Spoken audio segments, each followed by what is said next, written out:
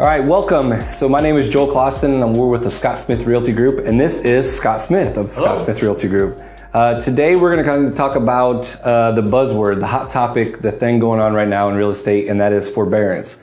So it's kind of a term that not a lot of people know about. So kind of tell us a little bit about what forbearance is. Well, basically, to try and simplify it, forbearance is basically your lender or the bank is allowing you to not make payments for a certain period of time with really no penalties that should be attached to that. That doesn't mean that there aren't any penalties. Should be. An example kind of similar to that is like student loans. You know, as a student will take out a student loan, but as long as they're in school, basically they are deferring it, or there's a forbearance on that particular payment that they have to make on there, to where there's no payments that are due at that time. So it doesn't count against them on their credit score, but it does show that basically it's a student loan and they're not making payments on it, but everybody understands why they're not making payments on it.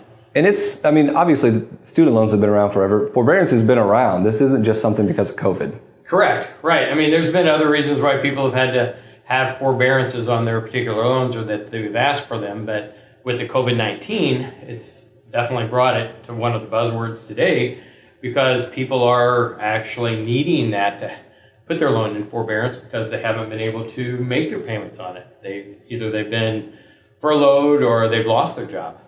And a lot of that forbearance, they want it to be, and they being the lenders and the mortgage companies, they want it to be someone who needs it. But you don't have to need it to take it. And I think that's where some people can kind of get in trouble. Correct. And there's some people that are taking it and they don't know that they're taking it. Yeah. Right, because some people have talked with their bank and inquired about forbearance, and we've heard stories where the bank has actually put them in forbearance on there, but they've continued to make their payments as though because they didn't know that the bank actually accepted them to do the forbearance on there. But yet when they pulled their credit score, they saw that there was a forbearance on there. And even though it's not supposed to hurt your credit, we've heard stories where it's actually dinged it by 30 or 40 points. Right away. Right, but mostly what you have to do is you do have to speak with your bank. You have to do it. Different banks are having different qualifications as to whether you can go into forbearance or not. Some aren't. Like the Section 4022 of the CARES Act, it's basically that applies to like FHA and Fannie Mae or Freddie. As far as how they handle that, and they're talking about GSEs, which those are government-sponsored enterprises, how they apply that, and that's up to maybe even 12 months on there. And we can discuss that a little bit more in a minute. Yeah, so it goes for the different lenders and different mortgage companies about how they want this to do and how they structure their forbearance per person. This isn't a blanket across the board. If you're in forbearance for you, this is what it is. Right, and there's no guarantees as far as what each bank is going to do. If it's a GSE or a government-sponsored enterprise, there are different laws that are governing how they have to do that. But that doesn't mean that everybody's going to be handled the same way because everybody's situation may be different. One of the biggest items on there is basically how it's handled is once you come out of forbearance, did you catch up to forbearance? That makes the difference as to what you can do. And were you able to make 3 consecutive payments right out of that? That allows them to have other options on there as well. Because I think right now that's important is if you go into forbearance, whether you're making payments or not, you have to make 3 payments in a row to clear the forbearance off. That's the requirement for most lenders on there. But that's not clearing it off. There's still, basically, there's a time period there. It could be 3 months, 6 months, or 12 months of a time period that you were in forbearance that you weren't making payments at that time. Yeah. So it's not forgiven by any means. It just gives that lender or the GSE different options as to how they can handle that particular loan if there's different payment modifications or loan modifications that they may be able to make. So if you think you're in forbearance and you've maybe even inquired, because that's some of the things I've read and heard is that even if you inquire with your bank, you may have been put into forbearance. So what do you do right now if you're a homeowner and you think you may be in forbearance or you're inquiring about it? What do you do? What is the good thing to do? Well, normally I would tell you call your bank and ask them whether they put you in forbearance or not, but that might put you into forbearance if you weren't. Right. So one thing that you could do is if you have a lender or somebody that you work with, or you could have a credit check, see what is on there and see what is actually showing up. That would be one way to find out whether or not they are reporting it that way and whether there was an impact on your credit score, especially if you knew what it was prior to this. And I'm seeing they're showing up on the Credit Karmas and those ones online services. They're showing up pretty quick right now.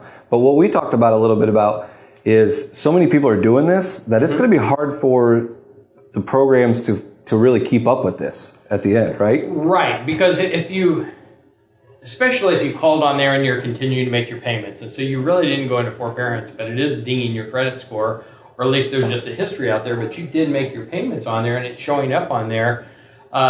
Basically, you can either clean your credit yourself, or you can call somebody that does credit repair and have them help you out as well, because I agree, there's going to be so many people that may be impacted by this on their credit scores, some people rightfully and some people wrongfully, as far as how they have to do it. So if that's the case, get with some of those different companies or give us a call. We can help you and guide you in different directions as far as different companies that do that, that they can clean it up, because once they start making the inquiries back to the credit service companies, basically they have so long to look into it, and if they haven't resolved it by a certain period of time, they have to drop it off your credit score. Yeah. Credit reporting.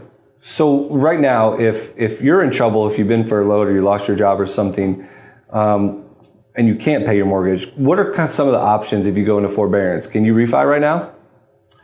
Probably if you're in forbearance, the chances of you being able to get refi at this moment, probably not. No. But if you've got some equity in a home and you don't know that you're going to have a job coming up, or you don't know if you're going to make your payments, there are really good options, and that's where someone like us comes into play. Correct, because if you're in forbearance, it's supposed to show because there's a reason for it. I mean, right now, you're not the only ones in here. There's a large percentage of the population that have been impacted by COVID-19. I would say almost 100% have been impacted to some extent or another. Yeah. But as far as some of your options on here, so one, you can pay it if we're talking about the forbearance as far as how you come out of that. So at the end of that, most of the banks, a lot of the banks out there are saying, hey, at the end of your forbearance, there's going to be a lump sum and that's going to be due and you have to pay it. That is one of the options that you can do. So that would be like if you have $1,000 a month payment, right? At the fourth month or whatever they say, you have to catch up on all. So you'd have if it's 4 months, you'd have $4,000 due. Plus the interest. Plus the interest, right. Right. And some of the other ones, as far as the GSEs, they're talking about too. The other one is that they will take that 4 months plus the interest that they have, tack that on to the end of it, but they're not changing your term. Basically, once that loan reaches its maturity, you're able to pay that amount at that time, but they're not accruing interest on that amount either. So that is a plus for you. Right.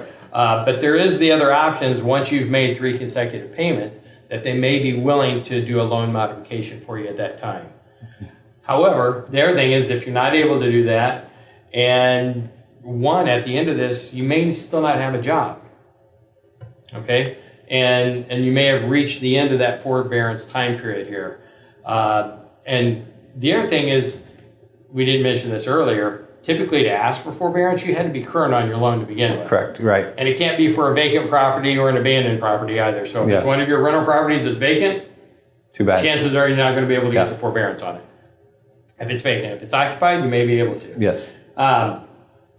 But the other thing is to go ahead and put it on the market now, because right now is a good time. One, we have a shortage of properties. Correct. The prices are still up. There's probably a really good chance that you still have a lot of equity in the property.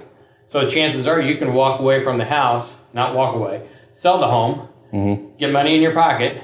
Still, yes, a forbearance shows on there, but that's nothing like a delinquency or a foreclosure or a bankruptcy that's showing up on there. So you should still be able to get another loan at that point in time, assuming that you have employment at that time as well. Right. And I mean, obviously for what we do, if someone has been in a home for a few years, the market's been really great for sellers, that you take that equity, and if you've lost your job, maybe this is the time you've decided your kids are grown, you can downsize, something like that, but you've got equity in the home, and that is a good thing. Right now.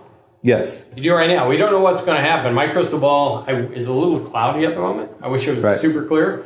But at the end of September, at the end of when these forbearances are up, after the election, who knows what's going to happen at that point in time? Are the interest rates going to go back up? But during this time period here up through the elections, there's a good chance that the interest rates are going to stay low. They've released some other reports that they think that the interest rates are going to stay low for the next couple of years. But here again, we have no idea once the election comes and what happens at that time, whether the interest rates are going to go back up. But right now, we know the interest rates are low. So all we know is what's happening right now. Interest rates are low. Chances are you've got equity in your property. If you're looking to move, even if you're looking to upsize right now, you still want to do it at this time because the interest rates are so low. And we kind of joke about it. It's not free, but that's kind of free money right now. When the interest rates are low, that's kind of free money. Wow. Yeah, that's how you see it. Because when they go up, then it's the same thing. You're paying more money for interest-wise. So really, you want to protect your asset as much as possible. Forbearance can do that and help you with a payment process. But there are penalties. There are things that come along with it. But really, you want to protect the asset, and that's the home. Right. It really is. But the one thing is, as far as with that forbearance, make sure that if you're not current with it, you're probably too late to ask for that forbearance. And something that's different, and we talk about we don't know what's going on. This is a lot different than what it was back in '08 or something like that. I mean, COVID is just a different animal right now. With the only thing we know is we don't know what's going on because this is something that we've never dealt with, especially in the housing. Right. It was an economic issue before with the lending institutions and how they were lending money and that they were over lending at that time. Right now, the economy, for the most part, over the last few years is starting to boom, and it's been going well. That is something that was similar back in that time frame. Not the economy so much. It was doing okay as well, but the housing market continued to go up and then have inflation. Indiana did not have that much inflation back around that 2007 and 8. I mean, we were getting 2 to 3% appreciation every year. But nothing like we've seen in the last few years. In some areas, we've seen anywhere from 3 to 10% per year. I mean, that's the good thing about the Midwest is we kind of see it more on the coast before we see it here. We do, and we don't have nearly the extreme swings that they see either. Right, and that's a good thing for us because it doesn't impact the Midwest as much, which is a good thing. And for us, like you said, the economic impact for the housing market, it really affects kind of a lot of things. But back then, it was the banks were kind of making a mistake. Right now, this is a pandemic. Correct. But it still may have a similar effect in some ways because we're starting to see that the delinquency rates are up, but that is including some of the forbearance. So when you see delinquency rates, that includes the people that have gone into forbearance at the same time. So they're counting those, even though they may not or shouldn't be counting those numbers in there. But that still doesn't mean that at the end of this, for those that can't continue to make their payments, or can't make or start making their payments, that the foreclosure rate is definitely going to go up. They have, there's been a moratorium, especially on government-backed mortgages, that they can't foreclose on those at this time. I think on June 17th, they increased that, I think, till the end of, I believe it was till the end of August. I think so, early September. To August 31st. Yeah. Yeah, so they have extended that. They just did that on the 17th of June. And what you want to know right now is that if you don't know, there are people that if you bought a house if you bought a house, you've usually got a lender that you talk through the process. You had an agent. That's important. That's the world that we live in, and we're experts in that world. So if you're not sure what's going on, there are people that can help you, and there are really no dumb questions right now. Correct. I mean, we've been through this. We've done short sales. We've done a number of short sales. We've sold over 4,000 to 5,000 foreclosures and REOs in the past as well. So, if we don't have the answer, we know the people who do have the answers. So, I mean, if you have any questions that you're going through, give us a call. We'll be happy to help or find you the answer on. And a lot of that, the help that we give and as agents and the lenders is we want you to be in a home, and we want to protect that because that's the world we work in, and so that's a free service that we give, and a lender should as well. And that's something that you can ask questions, or we can find the answers for you.